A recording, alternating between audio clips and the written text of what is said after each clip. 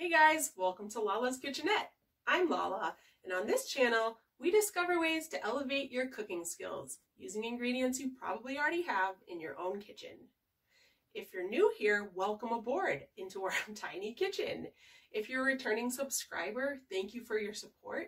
Feel free to share and like away, and hopefully we'll get some feedback in the comments below about what you guys want to see in future videos. Hey guys, welcome back. On today's episode, we're making Cajun style red beans and rice, one of my personal favorites. Keep it along that vein of comfort foods. So I have a pound of red beans, which I soaked overnight, and I got those drained and rinsed. I have a large yellow onion, 3 stalks of celery, a bell pepper, and 4 cloves of garlic, all chopped up, ready to go.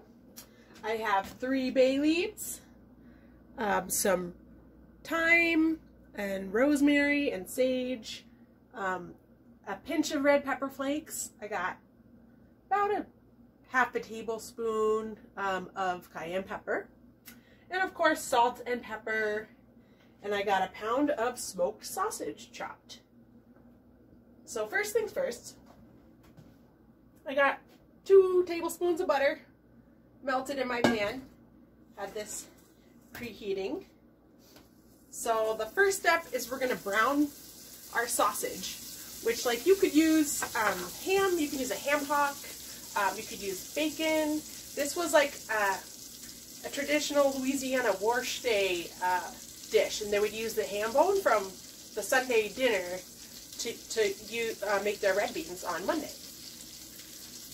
So we're going to get our sausage, our smoked sausage, 1 pound, and get that into our preheated pan over medium-high heat with 2 tablespoons of butter. And we're just going to get this nice and browned, and we're going to render all the fat out of our sausage. And we'll be right back to show you what our nice brown sausage looks like. Alright, so it's been like between 5 and 10 minutes. And we got some nice color on our sausage. Yeah, that's like right in the sweet spot right there. So now it's time to add our vegetables, which was 1 yellow onion, 3 stalks of celery, a bell pepper, and 4 cloves of garlic. And in Cajun cooking, they call this the Holy Trinity. That's onions, peppers, and celery. So we're going to go ahead and get all our nice veggies in here. And with the amount of simmering that this dish does to like fully develop all its flavors, these vegetables are going to like cook down to nothing. Like, you won't even be recognizing a piece of pepper that you're biting into or anything like that. It's just going to be like one smooth, married awesomeness of flavors. All right, let's get these veggies on. And then, while these onions are cooking and the rest of the veggies, we're going to try to get like a good bit of caramelization on these onions, because this is a really savory dish. So the more caramelization we get on the onions, it's going to offer a lot of balance to it, as opposed to like just it being like one dimension, you know, of flavor. So the onions are going to help a lot. So we're going to let that get nice and caramelized. And we'll check back in on this in just a minute. That smells amazing. I am so excited for this. I absolutely love red beans and rice. It's like one of those perfect comfort foods. Feels good in your stomach. Makes your house smell amazing. It's just like warm, warms you up inside. It's so good. Real soul food, right? We love that. So while that's going, I went ahead and got some rice together, and on the last time we cooked rice was in the chicken soup video. So I figured I would show you another way of cooking rice, which is baking it in the oven, which I prefer to bake all my grains, honestly, because it's like a really hands-off, no frills, easy approach to coming out with a flawless grain. And it keeps you from wanting to like mess with it, which a lot of times is what messes up your rice cooking. because, you know, you want to take the lid off, you want to see how it's doing, you want to stir it. No. Rice, and like most grains, needs to be left alone so it can just absorb the fluids, not be disturbed, and like once it comes out of the oven, needs to rest, still covered, so you come out with that nice al dente rice where like each grain is perfect. So that's what we're gonna do. I went ahead and I did a cup of rice and 2 cups of chicken broth, and I'm just gonna put a pat of butter in there so it doesn't stick, and then I'm gonna throw it in the oven for, you know, 45 minutes, an hour, till the water is almost absorbed. That's it. That's all there is to it. Mix the pat butter in there, and of course, I took my cup of rice and I rinsed it thoroughly. Like I rinsed it like while agitating the grains until the water ran completely clear. So I took my really washed rice, because we talked about in the chicken soup video how, you know, the damages of travel to like starch and grains, you gotta rinse that off, and that's gonna help your rice come out way better every time, I promise. So yeah, I rinsed it. I got 2 cups of chicken stock, a pat of butter. It's gonna go in the oven for about 45 minutes, or until the water's almost gone. And then when it's resting on the counter, I'll show you that too. Let's get this in here. Bake 350. That was 2 cups of rice. No, that was 1 cup of rice and 2 cups of chicken broth. Let's check on our veggies over here. Ooh, starting to look really nice. Yeah. Smells so good in here. This is like, they should make a candle. That's how good it is. Oh yeah.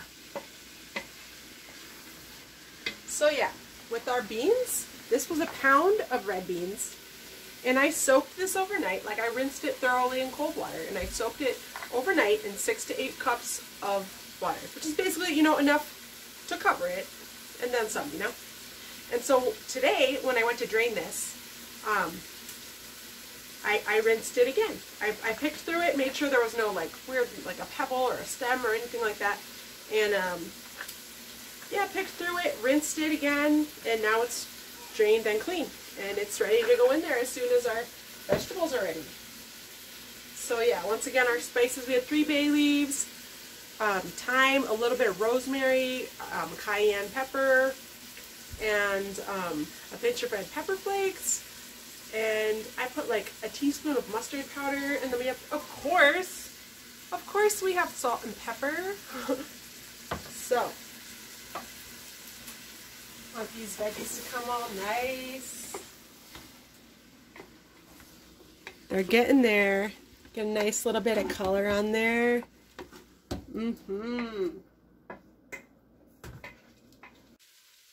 Okay, so now that we have a nice bit of caramelization on our vegetables and everything's all melding together, we're going to go ahead and deglaze our pan. I got about 1.5 cups of dry red wine. Get that in there. And then I'm just going to scrape the bottom of the pan, get all that nice caramelization, all the little crusties off there that are so good and so flavorful. And we're gonna actually like let this wine cook off before we add our beans. So, it smells so good. Wish you guys were here. Got room for a couple more. Wish I could share this with all of you right now. So good. Alright, so we deglazed our pan of our nice pound of smoked sausage. We got nice and browned. And then we had our caramelized vegetables in there, our onions, peppers, celery, and garlic. And we reduced it, or we deglazed the pan with our red wine. And now that that liquid is mostly been absorbed and reduced, I turned it back down. And it's time to add our beans and our spices and our water. So here's my pound of red beans that were washed and soaked overnight, and then drained and rinsed before adding to this recipe. And then I got my 3 bay leaves. We got our mustard powder, thyme, sage, cayenne pepper, pepper flakes, going in the pan. Give it a nice little dose of half and half salt and pepper mix. I'm going to go ahead and do it like this. Putting a couple tablespoons of seasoning in this. And then we got 6 cups of water. So that's like the minimum amount of water that's going to take to cook these beans fully. You can adjust this as you're cooking it, because of course the beans are going to absorb water, but also some people prefer theirs to be brothier and some people like them to be more thick and like more mashed up. So we'll talk about that a little bit more in a little while. But yeah, we got our 6 cups of water on our pound of beans, and of course our sausage and veggies in there. And I'm going to bring this up to a boil with all our nice spices in there. And then we're going to turn it down to a simmer till the beans are tender, which can take, you know, since we soaked them overnight, won't take as long. So, but yeah, let's bring it up to a boil, and then we'll turn it down to a simmer, and I'll let you know how long it takes for our beans to get nice and tender.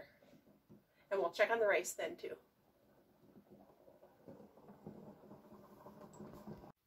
All right, so our beans have been simmering for about an hour and a half, and our rice was in the oven for about 45 minutes to an hour. And I left the lid on till I was ready to serve, and I just fluffed the rice now. So that was the first time I disturbed the rice before it's time to serve. So I like to simmer my beans a little bit longer because I like them to have like creamier consistency. And I do like to mash them like against the side of the pot, or you could put some in the blender if that's your thing. But really, the longer you simmer them, the better they're going to taste, and also the easier they will be to break down. So this is how I like mine for her. As you can see, they're still like individual beans, but then I've mashed some to sort of make that like creaminess that we all love in our red beans. But yeah, looks like it's about time to serve this. Don't forget to pick out your bay leaves if you have this in there. And yeah, got a bowl over here. And got my rice, my perfectly baked rice.